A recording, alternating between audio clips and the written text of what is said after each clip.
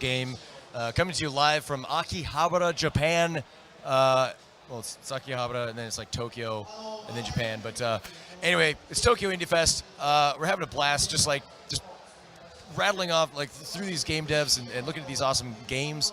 I am joined here by Alvin from Dot Warrior Games, a very large, prestigious development company based right here in Japan. Yeah, in Tokyo. Wow. I'm actually. Hold up, before I got to do this first. Yeah. What up, Twitch chat? Yeah, There you go. sorry. I needed to do that. Sorry. It's so cool. But anyway, so Yeah. so I'm actually an American from Boston, which has a very large indie scene there, and Yeah.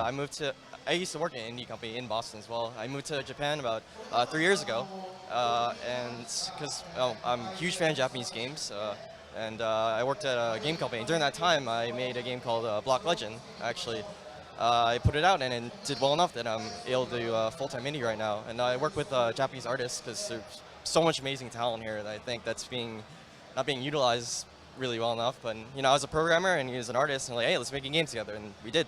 That's awesome. So it was. And the game we're going to be looking at today is Block Legend, or Yes. DX. Yes. Block Legend, it's a retro puzzle JRPG. I just put it out on Steam last month, actually. It's on Steam, Playism, Desera, and also Humble Store as well, if you want DRM free, for PC, Mac, and Linux, actually. Yes. Sweet. And I remember you were kind enough to give me a code.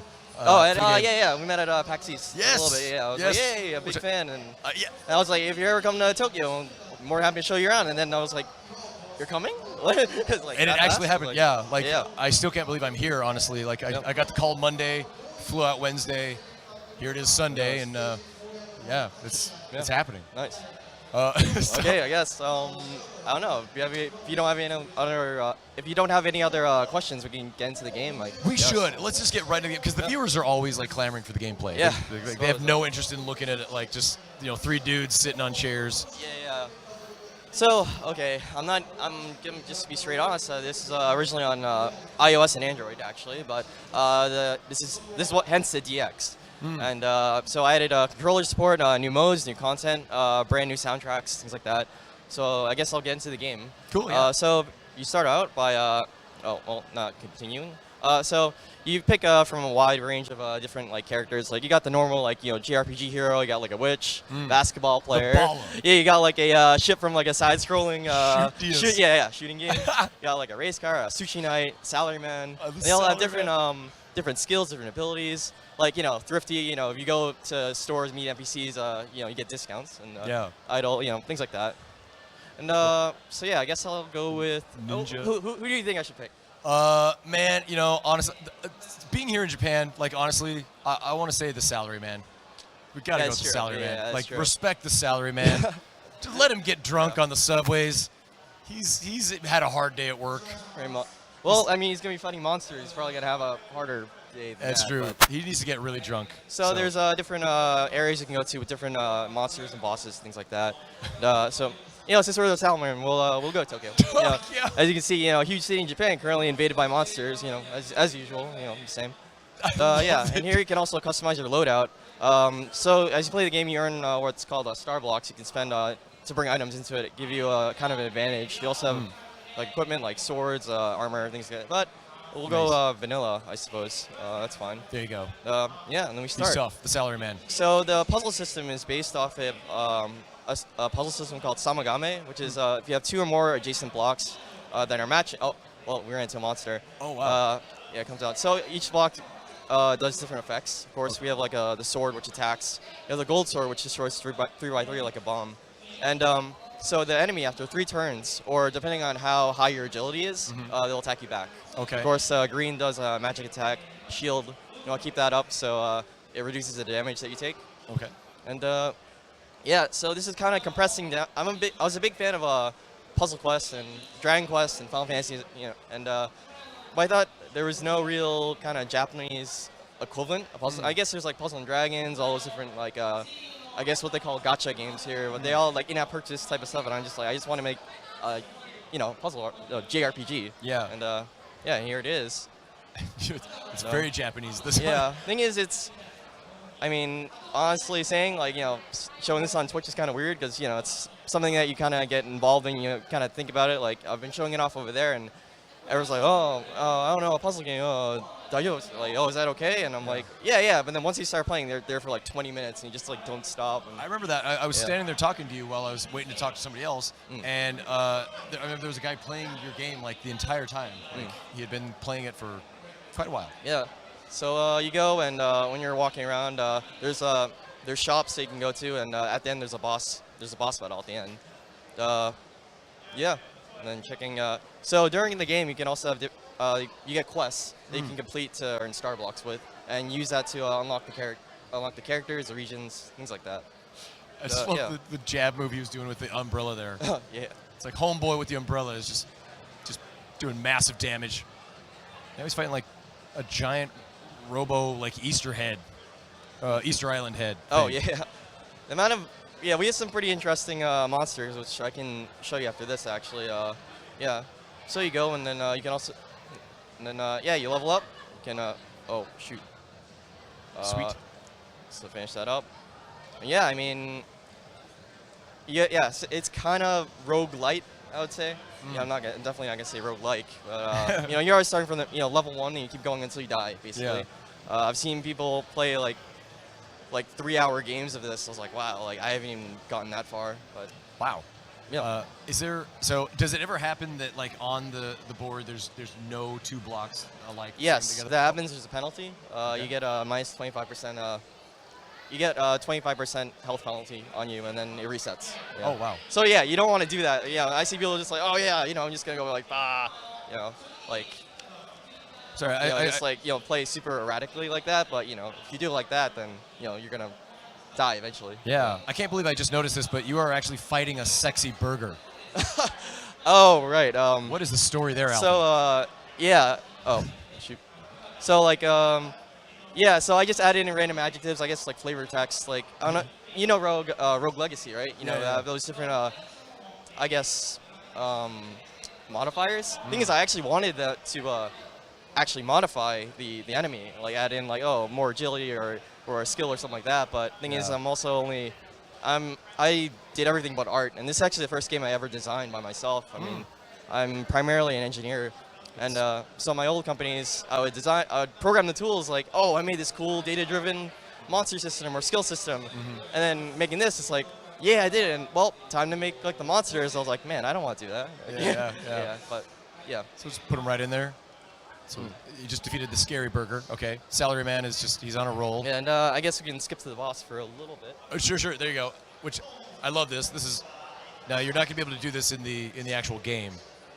This is totally dev cheats here. Yeah, my little debug menu for demo purposes. But yeah, boss does get pretty hard. Okay. After this, you defeat the boss, and you'll go to another stage, and just keep going as long as you want.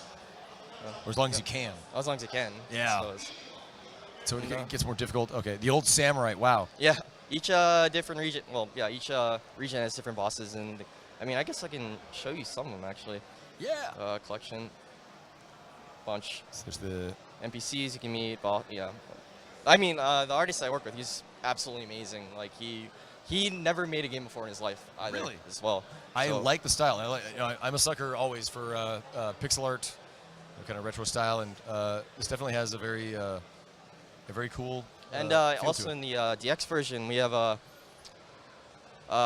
BGMs for. I wish we could hear it right now. Wait, you can't hear it right now. The people watching might be able to. Oh, but the chiptune soundtrack for this is like amazing. Also, okay, only for this version.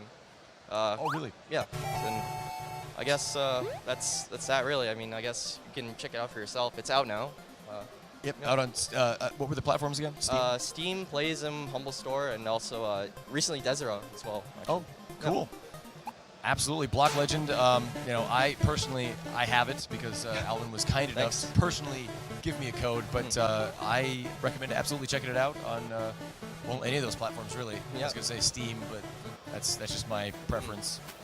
I'm sure it's most people's preference, honestly. But cool. Is there anything else that you wanted to make sure that people out there watching know about Block Legend DX? DX. a lot of love was put into this game, and it's a little buggy, but you know, it's okay now. But yeah. So you can patch that. Yeah, it's been. Man, I've been like bug fixing. I was like, there were like panels on Friday, and I'm just like sitting there, you know, on my little, you know, laptop, just like, oh, you know, in case anyone, you know, bought it. I didn't. Well, engineer is like, you know, it's embarrassing. I would say. Incredibly embarrassing. Oh there's one thing I just want to mention. This, like, I was a little disappointed. Like, I didn't know if you were gonna like rock the night helm. Not on Twitch. Not on Twitch. Yeah. I probably. I mean, it's a little. Would have been going a little bit far. But yeah, no, dude's totally got like an awesome like night helm. Have you been wearing it at all over at your? My limit is about 10 minutes because then it starts getting like super heavy and very hot. So, I can imagine. Yeah. But you have been wearing it over there? A little bit, yeah. Okay. If you want to take a picture with it, or even want to wear it later, I don't know. I feel like I'm being very forceful. I'm like, put the damn helm on, like right now, like that. Yeah. What do you think of this event so far? I mean, yeah. It's great, honestly. Like it's the way I think of it is like when I think of like indie games, like I think like most people, well, like most Americans and like Westerners or whatever, I tend to think of like, you know, a lot of like American indie devs. You know, maybe like, you know, there's some Dutch guys like Vlambeer or you know, guys from Sweden like. So me and Ojer Muppin, you know, the download guy, we run a monthly indie dev meetup in Tokyo called Tokyo Indies actually. And most of the guys who, you know, it's a monthly thing, you know. You can show off your demos. You can, you know, grab a drink. You know, talk shop with other developers. Most of the guys who go there, they're here, and that was really awesome to see. So I mean, the indie scene here is pretty early, but you know, it's getting there. I mean, and I mean, it's what I think is so cool that like an event like this and Twitch streaming from the event, it helps get out, you know, word that yes, there are you know, many indie game developers here in Japan as well. Yeah, my hope is for, you know, some more Western media to, you know, come, you know, maybe come. This is also the first year, so you know, gotta give us a break a bit, I guess. Yeah. So I mean, you can't expect it to be like, you know, like a PAX Prime. You know, in Tokyo this soon. So it seems like there's just been a lot of people walking through on Saturday and Sunday here. It's great. Yeah. And hopefully, I mean, the hope is that it just leads to many more opportunities for guys like you and.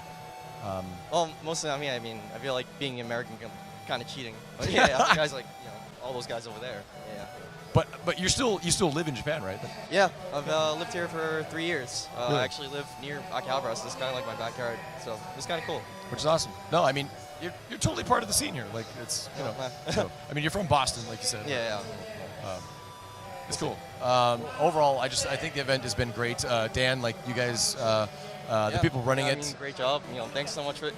Sure, your arms are pretty tired. I'm good. Yeah. Dan was actually telling me earlier how, like, during one of the segments, like, he was holding a mic for John Davis for Nom Nom Galaxy. And John wasn't even really playing the game, and so it was just kind of like awkwardly holding the mic for. Just like still. But it's good. Like, cool. You Thanks. grabbed it. I guess, is there anything else, or? Not at all. Do you want to like take us into like the break here? Do you want to like just take us into the break and? Yeah, I suppose we'll be back after this. I don't know. I've never done this before, so I don't know what I'm doing. Perfect. So we'll be right back.